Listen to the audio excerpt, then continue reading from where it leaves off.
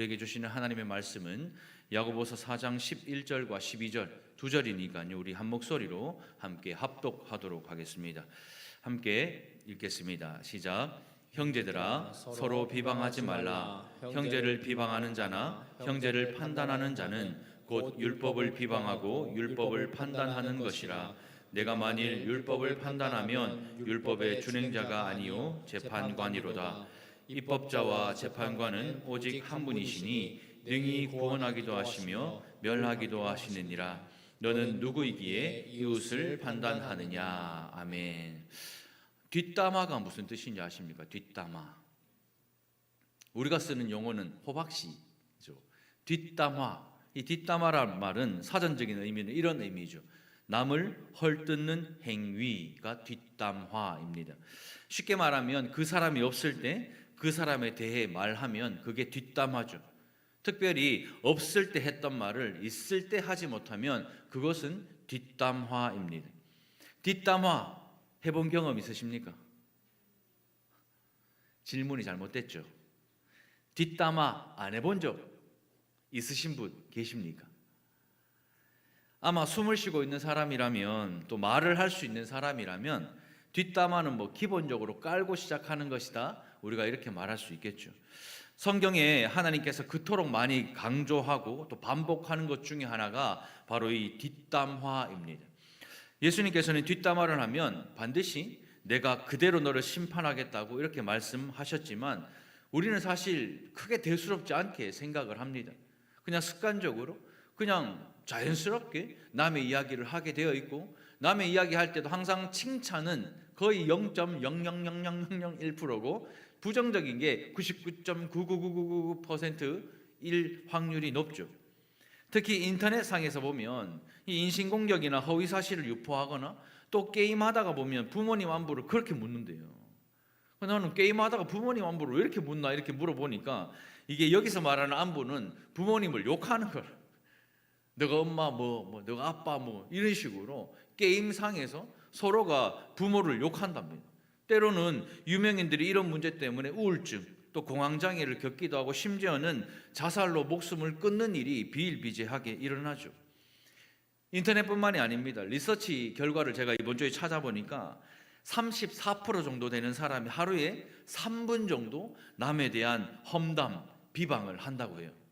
34% 정도 되는 사람이 하루에 3분 정도는 꼭 남의 이야기, 비방을 합니다. 그리고 26% 정도는 하루 1시간 정도 뒷담화를 한다고 합니다. 26%로. 그런데 충격적인 사실은 그 이상 하는 사람들이 18%가 된대요. 하루 종일 남 탓하는 사람은 18%가 된다고 합니다. 그러니까 거의 80% 정도 되는 사람이 뒷담화하는데 시간을 보낸다는 거예요. 오늘 일본의 예배 나오는 거의 80명의 사람들 중에서 64명 정도가 하루를 살아가면서 남의 얘기를 하고 비방하고 험담하며 그렇게 살아간다라는 것이죠. 그냥 한마디로 이 시대는 비난의 시대라고 해도 과언이 아닐 정도로 사실 예수를 믿는 우리, 모든 죄를 사함받았다고 고백하며 세례를 받으며 또 예수 잘 믿는다고 고백하는 우리조차도 하루를 살아갈 때 비난하고 험담하며 살아가는 것이 우리의 일상입니다. 많은 사람은 내가 하는 뒷담화를 상대방이 모를 거다 이렇게 생각을 하죠. 그런데 우리 속담에 낱말은 누가 듣죠? 새가 듣고 반말은 쥐가 듣는다는 말, 그냥 생긴 게 아닙니다. 우리가 이런 말 많이 합니다. 니만 알고 있으래, 니만 알고 있으래 하잖아요. 그러면 이미 동네 사람 반은 다 안다 보면 돼요. 니만 알고 있으래, 니한테만 하는 이야기돼 이러면 이미 동네 사람 반은 다 압니다. 그래서 악의적인 말은 씻을 수 없고 또 지울 수 없는 상처를 남기기도 하고 결국에는 한 영혼을 무참하게 짓밟기도 하는 것이 악의적인 말, 비방과 험담이라는 겁니다. 사탄이 하는 일이 바로 이런 이간질이잖아요. 오늘 우리 큐티에 누가복음 22장 말씀에 사탄이 유다에게 들어가니 유다가 기회를 찾더라 이 말씀이 있습니다. 사탄이 이 유다에게 들어가니까 이 유다가 예수를 팔 기회를 찾는 거예요. 그 말로 이간질해서 믿음에서 떠나게 하는 거죠. 교회에서도 사실 이런 일이 비일비재합니다. 이전에 제가 사역했던 교회가 대형 교회라서 담임 목사님이 신방을 일일이 다 못 가잖아요. 그럼 10,000명을 어떻게 가겠어요? 그래서 부목사님들이 300명에서 500명 정도 이제 교구를 다 나눕니다. 나눠서 이제 신방을 저희 부목사들이 하죠. 그런데 진짜 신방이 필요한 분들이 계세요. 이렇게 신방을 하다 보면 뭐 어렵고 힘든 분들도 계시고 또 뭐 부유한 그런 분들도 계시지만 정말 신방이 필요한 분들이 몇 분 계셔가지고 이제 정리를 해서 이제 목요일, 금요일 날, 그때는 금요일 날 목양회의를 했는데 금요일 날 이런 분들, 이런 장로님이나 안수 집사님이나 권사님이나 집사님이 지금 신방이 필요한데 저희가 가서 신방을 했지만 담임 목사님 신방이 좀 필요합니다. 목사님 신방을 하셔야 되겠습니다. 해서 이제 신방을 가죠. 목사님과 이제 부목사가 함께 순장님하고 같이 이제 신방을 다녀와요. 그런데 그 주 되면 교회에 이런저런 막 소문이 나기 시작하는데 어떤 소문이냐? 담임 목사님은 부자만 신방한다. 담임 목사님은 부자만 신방한대. 진짜 맞는 말일까요? 부자는 어려움이 없을까요? 부자는 고통스러운 게 없을까요? 돈 많으면 힘든 게 없을까요? 제가 목회를 해보니까 부자면 부자일수록요 힘들어요. 가진 게 많으면 많을수록 지킬 게 많으니까 더 힘듭니다. 사실 목사인 저희 같은 사람이 사실은 쉬워요.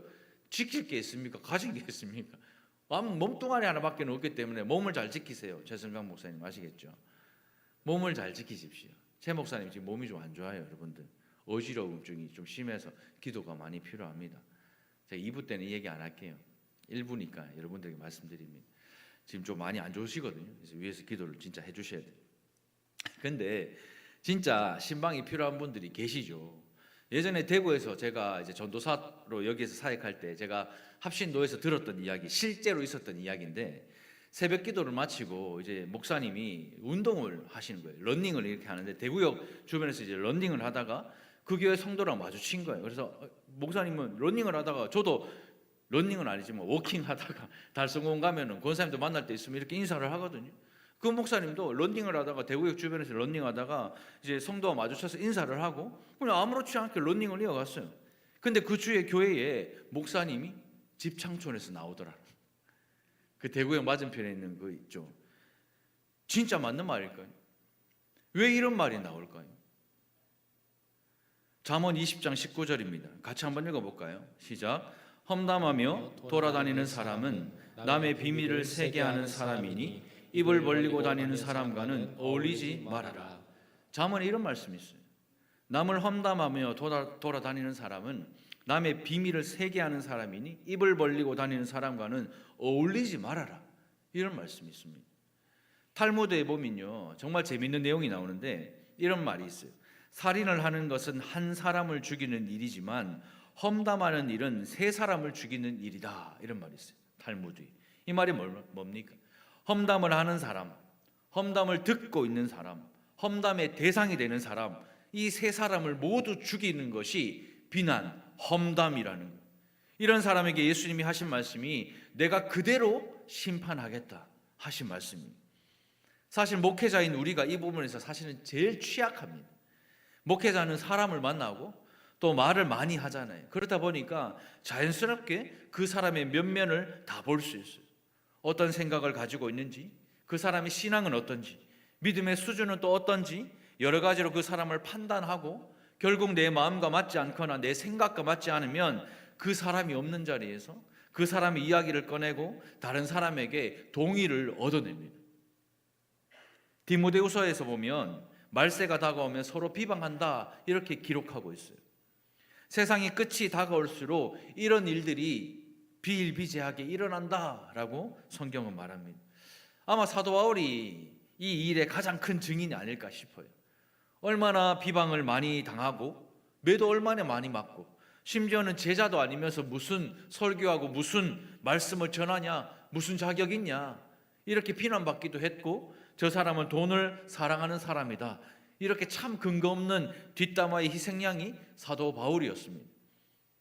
그렇다면 우리 공동체는 어떻습니까? 우리 날산교회 공동체는 어떤가요? 모이기를 힘쓰며 함께 모였을 때 여러분들의 모임에는 어떤 말들이 오가나요? 은혜 받은 이야기, 또 내가 말씀대로 살다가 실패한 이야기, 내가 순종할 때 주셨던 축복의 이야기, 한 주간 내 삶에 역사하셨던 예수님의 이야기로 가득 차 있습니까? 아니면 그 자리에 없는 그 사람에 대한 이야기로 가득 차 있습니까? 사실 너나 할 것 없이 이 죄에 너무 우리가 익숙해져 있다 보니까 이게 얼마나 큰 잘못인지 의식조차 하지 못하고 그냥 서슴없이 말을 내뱉을 때가 많아요. 그런데 우리의 의식과는 달리 성경은요, 이 죄를 아주 심각하게 집착적으로 다루고 있어요. 무엇보다 형제를 비방하는 것에 대해서 성경은요, 집요하게 다루고 있는데 신구약을 통틀어 보면 이 죄보다 자주 지적되는 죄는 찾아보기가 어려울 정도로 비난과 험담은 예수님께서, 특별히 하나님께서 이 말씀에 계속해서 집요하게 다루고 있습니다. 마태복음 5장 22절입니다. 나는 너에게 이르노니 형제에게 노하는 자마다 심판을 받게 되고 형제를 대하여 라가라 하는 자는 공의에 잡혀가게 되고 미련한 놈이라 하는 자는 지옥불에 들어가게 되리라. 이렇게 말씀하십니다. 라가라는 말은 아람어 레카에서 유행한 헬라어입니다. 레카에서 유래한 헬라어인데 이 가치 없는 어리석은이란 뜻이죠. 이 말을 우리나라 말로 바꾸면요, 바보, 천치, 똘대가리, 이 말 많이 들어보셨죠? 제가 옛날에 돌대가리 소리 진짜 많이 들어봤고, 돌대가리가 막 학교 가면 막 선생님 맨날 돌대가리가 하고 막, 나는 그때 머리가 딱딱해서 돌대가리인 줄 알았어요. 돌대가리가, 바보, 천치가, 이런 말 어릴 때 우리 또 부모님 세대에 많이 썼던 표현입니다.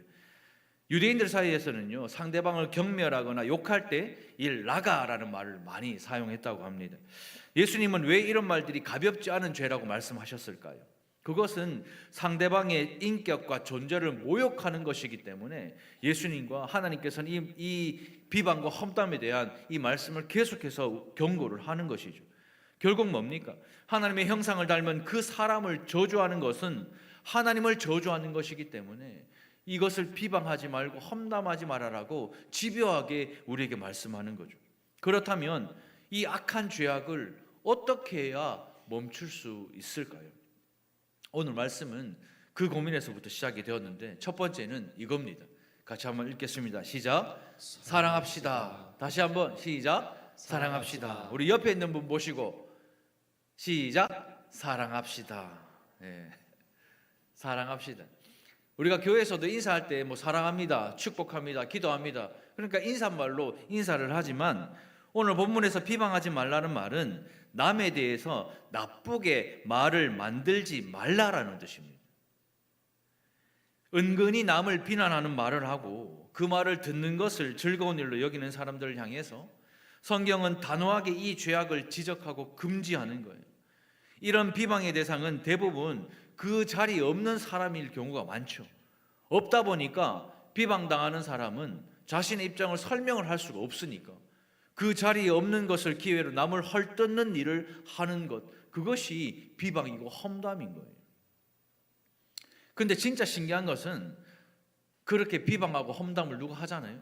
그럼 옆에서 나도 들었는데, 나도 봤는데 이래.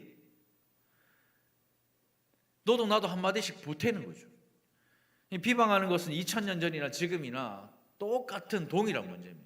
초대교회 신앙 공동체의 모습이자 지금 우리 공동체의 모습이라고 할 수 있죠. 11절을 우리 다시 한번 읽어볼까요? 11절 시작. 형제들아 서로 비방하지 말라. 형제를 비방하는 자나 형제를 판단하는 자는 곧 율법을 비방하고 율법을 판단하는 것이라. 내가 만일 율법을 판단하면 율법의 준행자가 아니요 재판관이로다. 이 11절의 말씀을 보면 반복되어서 나오는 지칭이 있죠. 뭐죠? 형제들아입니다. 오늘 본문을 보면 누가 누구를 비방하고 있다고 하죠? 형제가 형제를 비방하고 있다라고 말합니다. 서로 비방하는 대상이 누굽니까? 씹는 사람과 씹히는 사람의 관계가 어떤 관계냐는 거죠. 형제라고 해요. 피를 나눈 형제. 예수 그리스도의 그 십자가의 피를 나눈 우리 형제와 자매, 우리 성도들, 가족이라고 부르는 우리가 서로 물고 뜯고 씹고 맛보고 즐기는 거죠.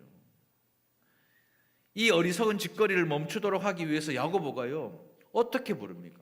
형제들아, 의도적으로 형제들아 이렇게 부르는 겁니다. 그리고 형제를 비방하는 자나 형제를 판단하는 자라고 한 절 속에 3차례나 형제라는 단어를 반복해서 골라서 일부러 사용하는 거예요. 형제라는 말을 의도적으로 거듭 사용하여서 비방하고 비방당하는 자들이 서로 어떤 관계인지를 의식하라 라고 우리에게 말하는 겁니다. 잘 살펴보면 우리는 정말 사랑하고 아껴주고 격려하고 칭찬해야 할 그 형제들을 헐뜯고 있습니다. 더 나아가 신앙의 형제들을 비방하는 것은 그리스도의 몸과 피로 맺어진 형제 자매를 짓밟는 일이고 주의 교회를 무너뜨리는 일인 거죠. 형제를 비방하는 자나 형제를 판단하는 자는 율법을 비방하고 율법을 판단하는 자다, 이렇게 성경은 말합니다. 율법을 비방하다라는 이 단어는 헬라어로 카탈랄레오라는 단어입니다. 카탈랄레오. 이 단어는 그냥 뒷담화 정도가 아니라 그를 향해 중상하고 모략하고 아주 심각하게 말하는 것을 두고 카탈랄레오 이렇게 단어를 사용합니다. 그리고 비방하지 말라라고 할 때 이 말라의 헬라어는 메라는 단어를 사용하는데 이 단어는 아주 강한 명령을 사용할 때 하는 단어입니다. 그러니 이 말씀은 뭐냐? 비방하지 말라라는 말은 절대로 비방하지 말라라고 강한 어조로 경고하는 말씀이에요. 그냥 뒷담화하지 마라, 그냥 남의 이야기하지 마라, 그 뜻이 아니라 절대로 비방하지 말라, 그 뜻이에요. 왜요? 우리는 형제이기 때문에, 우리는 자매이기 때문에, 우리는 그리스도 예수 안에 한 가족이기 때문에 그렇게 험담하고 비방하지 말라라는. 사탄이 된 이유가 뭡니까? 사탄이 된 이유.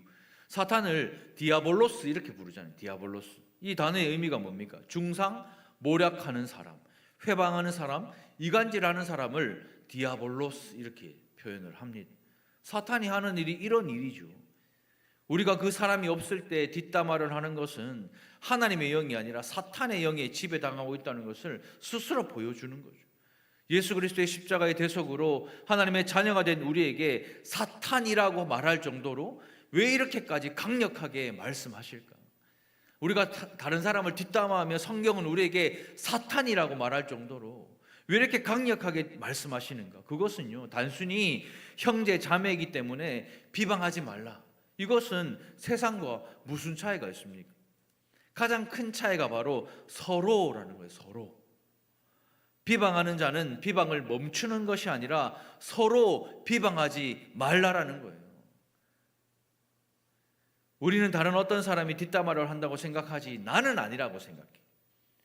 그런데 성경은 그렇게 말씀하지 않고 어떻게 말한다고요? 이렇게요. 어떻게 해요? 서로 비방하지 말라라는 거예요. 하나님께서 보실 때는 우리 모두가 서로 비방하고 있는 겁니다. 50보, 100보의 차이지 똑같다는 말입니다. 어떻게 해요? 교회 안에서 끼리끼리 모이는 이유가 뭡니까? 자기 편을 만드는 이유가 뭡니까? 상대방을 비방하기 위해서잖아요. 은혜 겨루기가 아니라 힘 겨루기가 되어서 파워 게임 하는 겁니다. 사람은 희한하게 받을 돈은 기가 막히게 아는데요, 줄 돈은요 몰라요. 이게 사람의 심리입니다. 비방도 똑같아요. 다른 사람이 나를 비방하면 확실하게 이건 나를 비방하는, 나를 험담한다, 확실하게 느껴지는데 내가 비방할 때는요 비방으로 느껴지지 않고 충고, 조언 정도?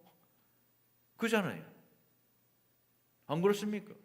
내가 비방과 험담 들을 때는 확실하다, 이거 나를 씹는 거다, 이거 그렇게 이야기하면서 자기가 비방할 때는 충고 혹은 뭐 권면 정도 상당히 낮추죠. 서로 헐뜯는 것은 인간의 본성 속에 타고난 질병입니다. 질병.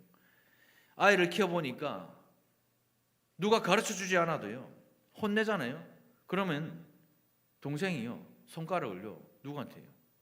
형한테 하면서, 아니 형아가, 누나가, 또 형한테 가면 동생이, 그잖아요. 뭐라 해보셨죠? 뭐라 하면 다 똑같아. 형아가, 누나가, 오빠가, 동생이 막 이렇게 말해. 스스로 보호하려고 손가락을, 또 보호 본능이 손가락을 그 사람을 향해 이렇게 가르치게 하잖아요. 그런데 딱 보시면 아시죠? 하나는 그 사람한테 가 있지만 4개는 내한테 가 있어요. 이게 비방과 험담이에요.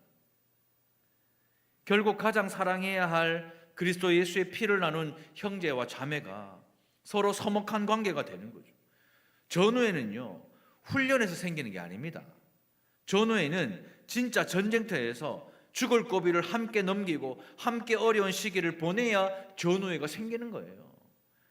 우리가 주일날 교회에 앉아가지고 그냥 뭐 왔다 갔다 예배하고 그냥 그렇게 예배하면 절대 좋은 은혜는 생기지 않습니다.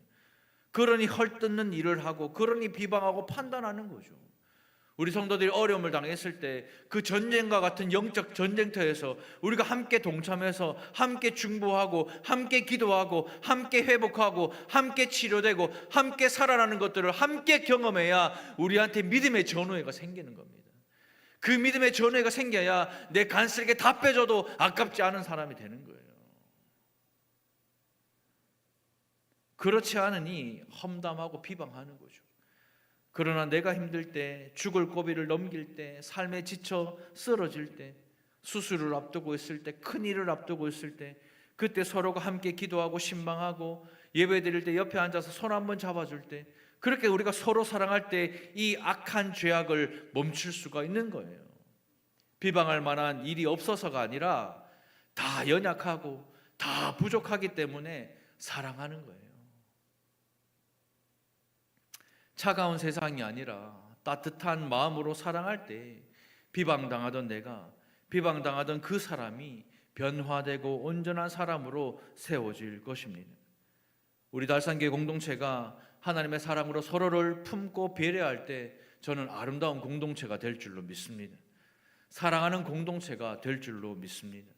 어떠한 상황 속에서도 그 사람의 상황에서 바라보고 들어주는, 이해하는 것, 그게 사랑이에요. 식당에서 식사하다가 오늘 밥맛이 와 이랬노? 이러잖아요. 그냥 뭐 나는 친하다고 말할 수 있죠. 밥쟁이라고 할 수 있지. 근데 듣는 그 사람은요, 그게요 비수로 꽂히는 거예요. 얼마나, 저는 요즘 황원조 권사님한테 진짜 감사해요. 정말로 진심입니다. 이거는 누가 그 자리에서 그렇게 하려고 해요. 말 함부로 하지 마시고 비난 험담하지 마시고 그냥 감사합니다 하고 입 닫고 드시면 돼요. 감사하게. 그게 사랑입니다. 그렇게 사랑하는 우리 교회와 성도들 되시기를 주님의 이름으로 축원합니다. 둘째는 이겁니다. 같이 한번 읽어보겠습니다. 시작. 주제를 압시다. 한 번 더요. 시작. 주제를 압시다. 우리 옆에 계신 분 보고 한 번 더 이야기하겠습니다. 시작. 주제를 압시다. 뭔가 욕하는 것 같은데 주제를 아십시오. 우리가 비방하고 판단하지 말아야 할 수만 가지 이유 중에 가장 명확한 이유는 우리가 하나님의 형상대로 지음받은 그 사람을 비방하고 판단하는 것은 그를 지으신 하나님의 일이지 내 일이 아닌 거예요. 그래서 우리가 그 사람을 비방하는 것은 내가 하나님의 자리에 앉겠다는 그 뜻이고 하나님의 영역을 침범하겠다는 그 뜻이며 더 나아가 하나님과 내가 같아지겠다는 그 교만인 거예요. 12절입니다. 입법자와 재판관은 오직 한 분이시니 능히 구원하기도 하시며 멸하기도 하시느니라. 너는 누구이기에 이웃을 판단하느냐? 이렇게 말씀하세요. 형제끼리 서로 헐뜯는 이 죄악이 심각한 것은 율법과 하나님에 대한 도전이기 때문에 하나님께서는 이것이 이렇게 심각하다고 우리에게 말씀하는 겁니다. 왜 그 사람이 마음에 안 듭니까? 왜 아내가 마음에 안 들고, 왜 남편이 마음에 안 들고, 왜 자식이 마음에 안 들고, 왜 담임 목사가 마음에 안 들고, 왜 성도가 마음에 안 들고, 왜 이 교회가 마음에 안 들죠? 무엇 때문입니까? 어디에 맞지 않기 때문에 마음에 안 듭니까? 어디에 맞지 않아요? 지금 내가 하고 있잖아요. 어디에 맞지 않아요? 내 마음에 맞지 않는 거예요. 내 마음에 맞지 않으니까 말하는 거예요. 그래서 우리는 이런 말 자주 쓰죠. 다 내 마음 같지 않다. 다 내 마음 같지 않아요. 그래서 그 사람을 판단합니다. 판단한다라는 이 말은 헬라어로 크리노라는 뜻인데, 크리노, 이 말은 단순한 평가, 이 사람 어떻다 저렇다 단순한 평가가 아니라 한 사람을 끌어내리고 한 사람을 무너뜨린다는 말이 크리노라는 단어를 써요. 판단한다라는 말은 저 사람 뭐 그렇네 저렇네 이 정도가 아니라 한 사람을 끌어내리고 한 사람을 무너뜨린다, 그 뜻입니다. 이것은 하나님이 우리를 심판하실 때 쓰는 단어가 크리노예요. 성경에서 심판하는 것은 하나님만이 할 수 있는 겁니다. 죄의 본질이 뭡니까? 죄의 본질은 단순해요. 하나님이 하시는 일을 사람이 대신하는 거, 그게 죄입니다. 하나님이 나에게 왕노릇해야 되는데 내가 왕노릇하는 거, 그게 죄죠. 하나님이 우리 가정의 왕이 되어야 되는데 내가 왕 노릇하면 그게 죄인 거예요. 아내에게, 남편에게 왕 노릇하면 그게 죄인 거고, 자식한테 왕 노릇하면 그게 죄인 거죠. 이 교회에서 왕 노릇하면 그게 죄인 거예요. 하나님의 자리에 서서 내가 심판하고 판단하려는 것, 그것이 인간이 최초에 범했던 죄입니다. 뭐요? 하나님과 같이 되고 싶은 거예요. 명령을 받는 존재가 아니라 명령을 하는 존재가 되고 싶은 거예요. 왜 높은 자리에 올라가려고 합니까? 왜 권력을 더 높게 하려고 합니까? 왜요? 명령을 받는 사람이 아니라 명령하고 싶으니까. 하나님의 말씀과 사탄의 유혹을 비교해 보십시오. 하나님은요, 동산 모든 열매를 먹고 선악을 알게 하는 나무 열매만 먹지 말라 이렇게 말했어요. 근데 사탄은요, 참으로라는 말을 붙여요. 아니, 참으로 동산 모든 열매를 먹지 말래? 이렇게 물어요. 질문이 틀렸죠. 말씀 그대로가 아니면 얼른 정신 차려야 되는데, 하나님의 자리에 서고 싶은 교만한 마음, 그 마음이 참으로라는 그 말에 귀를 기울이게 만듭니다. 뭐라고 말합니까? 하나님은 선악을 알게 하는 이라는 단어를 붙여요. 선악을 알게 하는. 근데 하와는 단순히 동산 중앙에 있는 나무 이렇게 말합니다.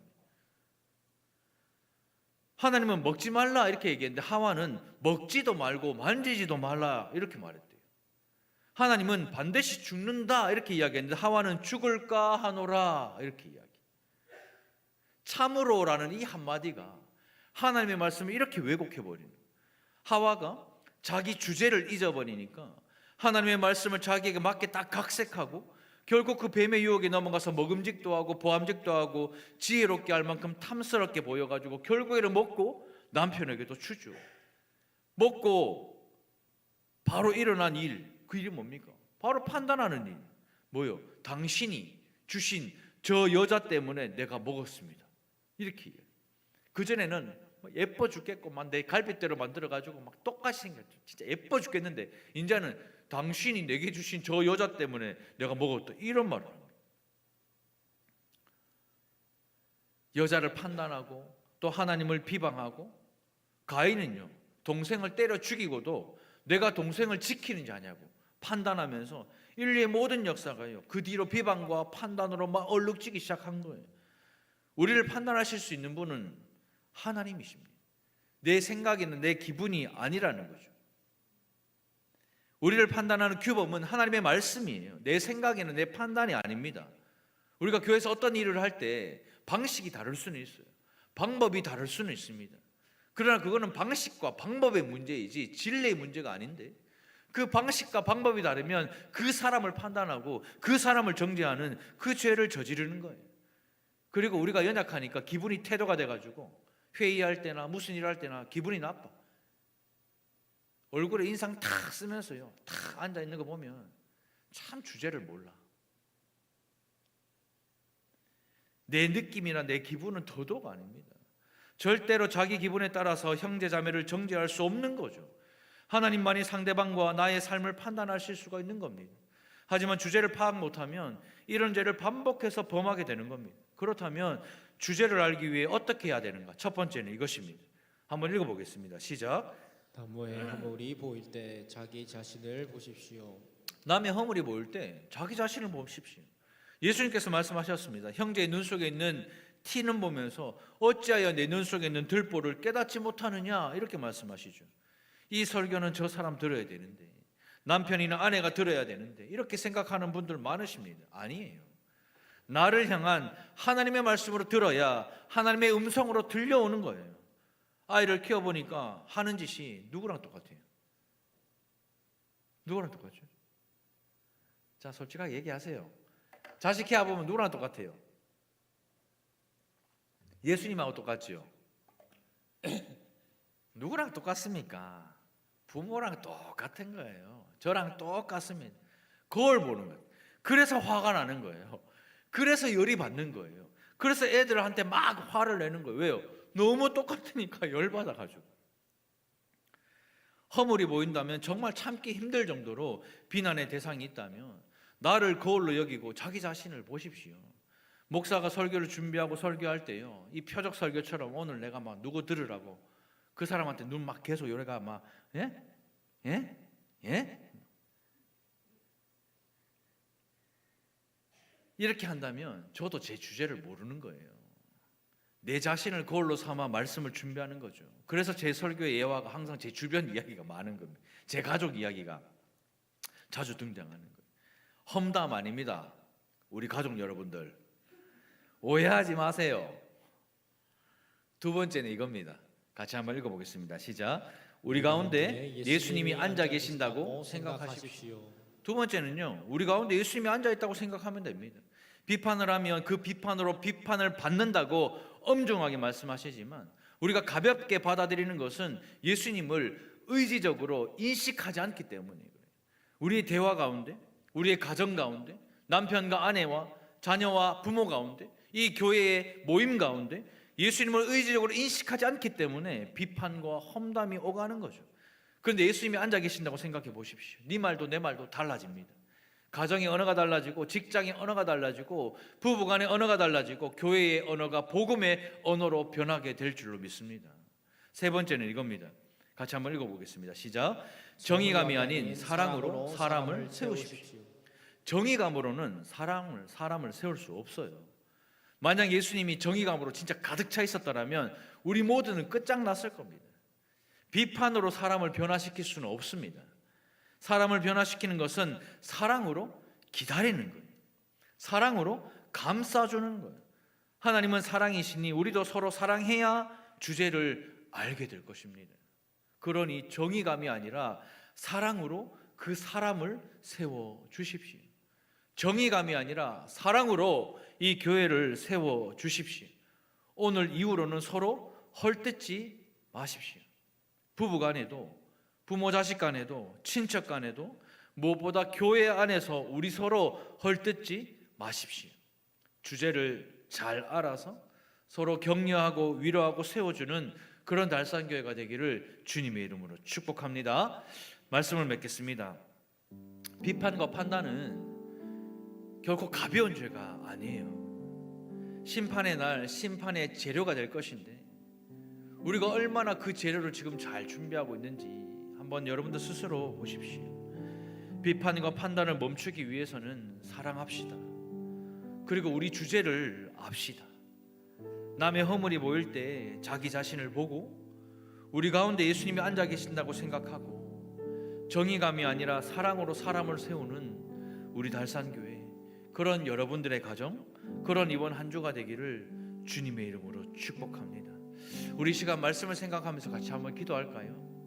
하나님, 이번 한 주간 내 입술에서 나갔던 말이 어떤 말이었나요? 한 사람을 죽이고 무너뜨리고 끌어내리는 말이었습니까? 아니면 그 사람을 세우고 사랑하는 말이었나요? 내가 내 주제를 알지 못하고 주제 넘게 하나님의 자리에 있었다면 하나님이 시간 회개하고 그 자리에서 내려와 사랑하고 주제를 알아 섬기고 세우는 이번 한 주가 되겠습니다. 내가 가장으로 이 가정에 있다면 축복하고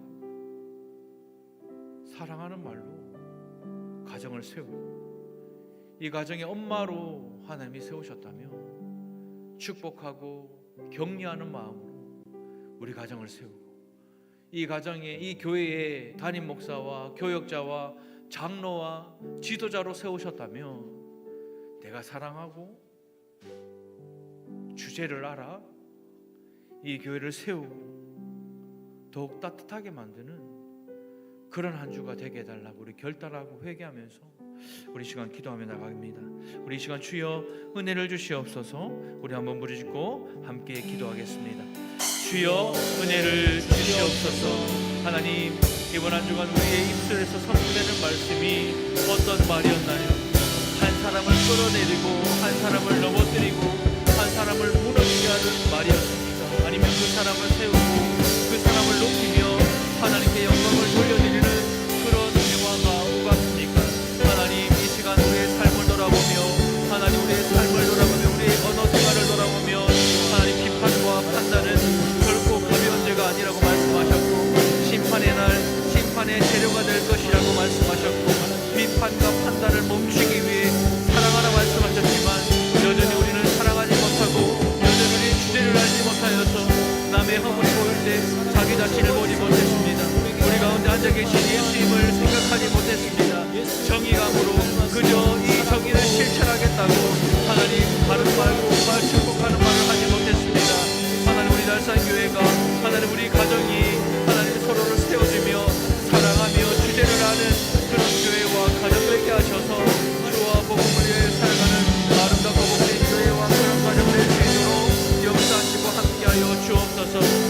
하나님께서 말씀하시는